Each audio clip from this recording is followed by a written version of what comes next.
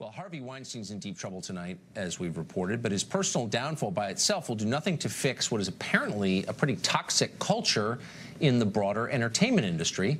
Joy Villa is a singer and a songwriter, has been for a while. She says sexual harassment and even rape are deeply ingrained in that world, the entertainment world. Joy Villa joins us tonight. Joy, thanks a lot for coming on. So I think anybody covering the story has gotten what I've gotten all day, all week, is texts from people in L.A. saying, you know, this is nothing. You've been in that world. How common is this? That's right. It's absolutely prominent. That's the problem. The reason it was kept secret for so long is because it's normal. In the entertainment industry, it's very, very common for higher up level execs to prey on brand new artists. And it's sort of looked at as, it's just what they do. Boys will be boys, power play, and so forth. So that's the biggest shock of this, is that honestly, people in the entertainment industry are not shocked at this. So when you went into it, did you know that? I had heard many stories. I'll tell you, I was a good girl from California. I hadn't heard a lot of stories, enough stories to warn me from it. But when I went in, First, I became disillusioned with the whole Hollywood trap. I said, is this really how it is? Why am I trying to be an artist if all I'm going to get is people trying to, touch me and hurt me and take from me? And I realized I have to stay in this industry to make it. So it became sort of a battle, a day-to-day battle. And I learned very quickly, within a couple months, what this industry is really about. Well, be specific. What's it like for a young woman entering your business? What are young women likely to encounter? Well, Tucker, for instance, I was propositioned by a great agency in Burbank, California. It was only my first couple months being in Los Angeles. I sent in bikini pictures. Bikini photos are very common in this industry, just to see what your body looks like, nothing lewd. And I got a message from one of the agents. Yeah. One of the agents said, we want to see you. The main guy, the CEO of the agency, would like to see you. We love what you look like.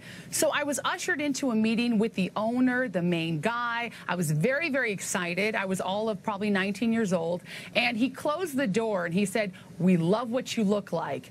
And if you, make me feel good, I can make you rich and famous. You give me something, I'll give you something. What do you say?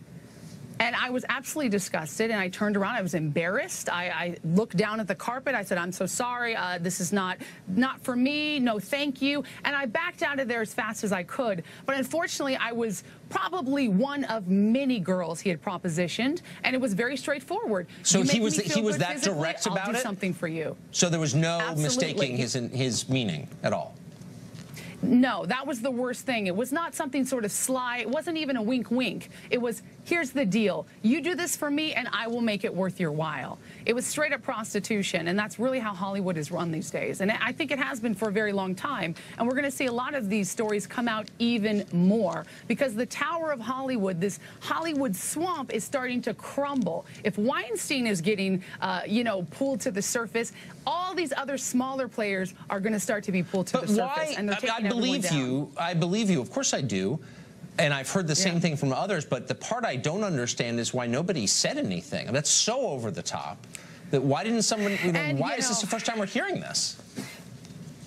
It's, honestly, it's not really the first time you're hearing it, because a lot of people try to say things. It's just, it's so overlooked, and it's so, she's just unhappy because she didn't get cast for the role. She's jealous. He wanted the role, so he's going to make up stories. It's buried by the actual establishment of Hollywood. It's not just one evil guy. It's not just that one perpetrator pig. It's everyone around them who is burying the story and not letting other people speak. Also, they get paid off, What's a cool $100,000 to keep your mouth shut? So what if you gave up your life and your career? A lot of people take those deals and walk away. You kind of wonder where the feminists have been in all of this. I think it's a fair question. Joy, thanks for joining us and for your account. Not talking. Thank you so much, Tucker. Appreciate it. White House Chief of Staff John Kelly made his first public appearance at the White House press briefing today. He used his debut to deny reports there's any discord between himself and the president.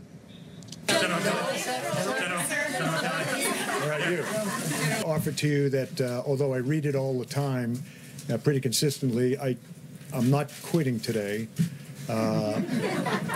I don't believe, and I just talked to the president, I don't think I'm being fired today. My only frustration, with all due respect to everyone in the room, is when I come to work in the morning and read about things I allegedly said or things that Mr. Trump allegedly said or people who were going to be fired or whatever, and it's just not true.